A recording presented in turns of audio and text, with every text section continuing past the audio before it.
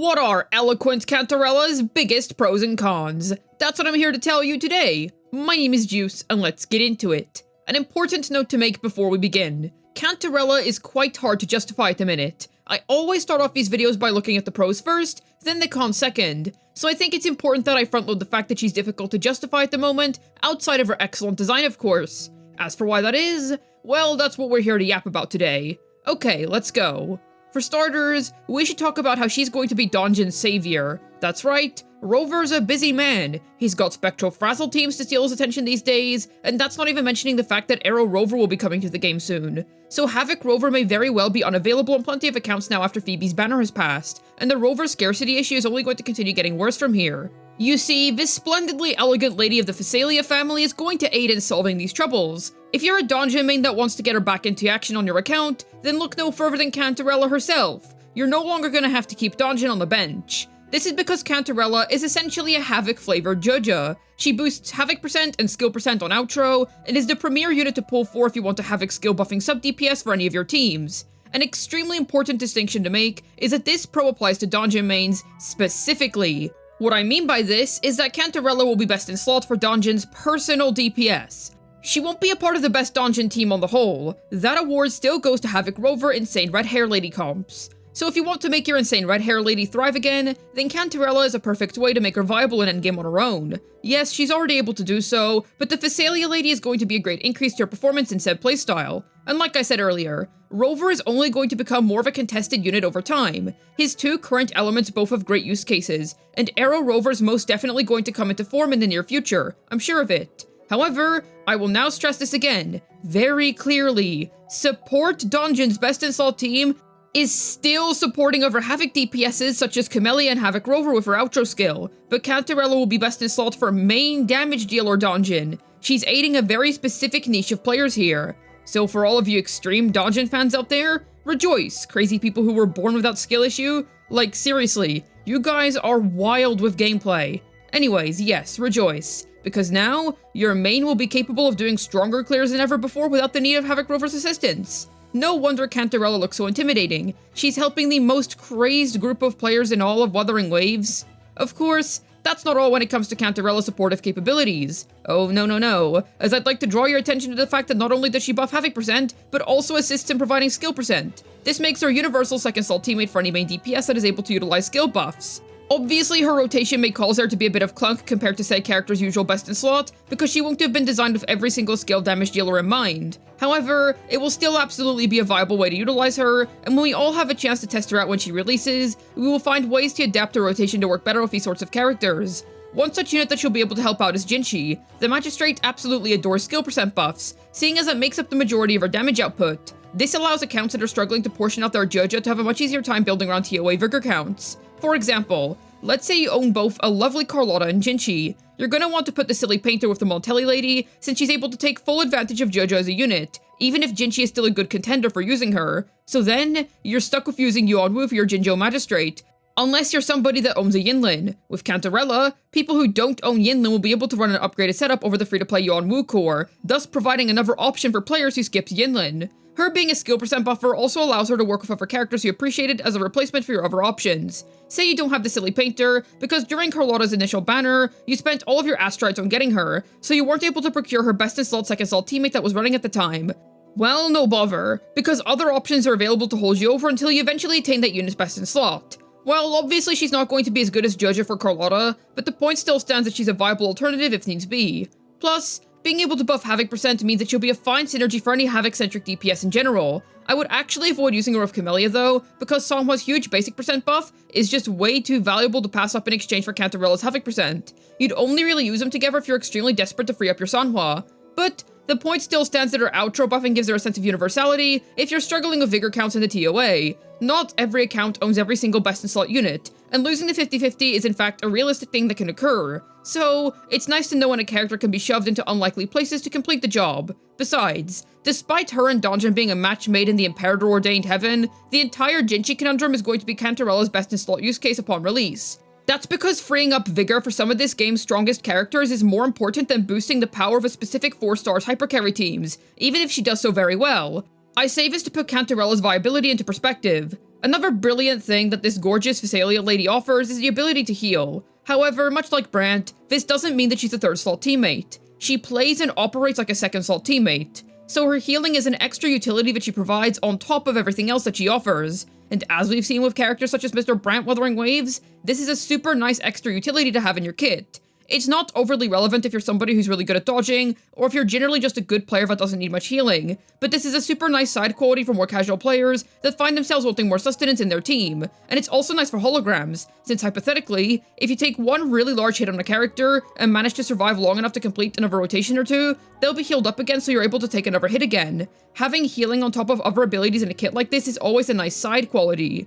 It should also be noted that this means her teams are going to have a lot of survivability in general. Just because she herself can heal while playing as a second slot teammate doesn't mean that you don't want to run your typical Verena or Baichi in your third slot. Because remember, those characters are so much more than just their healing, you're using those two for their excellent buffs as well. So in a team where you have Cantarella and Shorekeeper to name an arbitrary example, trust me, you're going to have absolutely zero problem staying alive. And when you consider that Danjin is one of her most efficient synergies, a character that consistently drains her own HP, you're going to be able to play her far more comfortably now. But considering how Danjin mains are difficulty-obsessed maniacs that are 20 parallel universes ahead of us in terms of player skill, they'd probably want to lose more HP if anything.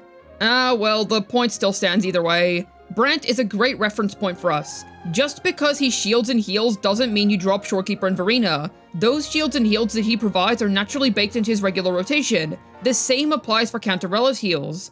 Another excellent quality that this Phasalia lady provides is that she offers some personal damage to the team. This checks out, seeing as she's primarily a second slot sub DPS, so when you add her to a comp, you're not just buffing up whoever your main DPS is, she'll also be contributing to the team. This means that she'll be carrying her own weight very well, and means that she offers plenty of good qualities which round her out as a character. Being able to offer more than one positive quality to a team really helps flesh out an entire comp. It's not insanely amazing personal damage by any means, but it's definitely still there, especially if you have her main signature weapon, so that's a pretty neat bonus. Cantarella is also going to have some very free-to-play friendly teams upon release. Now, I won't say that she herself is free-to-play friendly, as much like every other unit in Wuthering Waves, she really likes having her dedicated 5-star signature weapon as you'd expect by this point. However, in terms of teams, you can run some cheap setups. If you didn't pull for Phoebe and your Havoc Rover is free, then you can easily use the Phasalia lady with him. Granted, if you pulled Ferocia back in 2.0, then you'd rather use her with him instead, but seeing as most people skipped the Clown Kid because, well, Clown Kid plus Sanhua exists El Bozo, Cantarella can act as a splendid substitute. Danjin's a 4-star character that has been on many banners at this stage.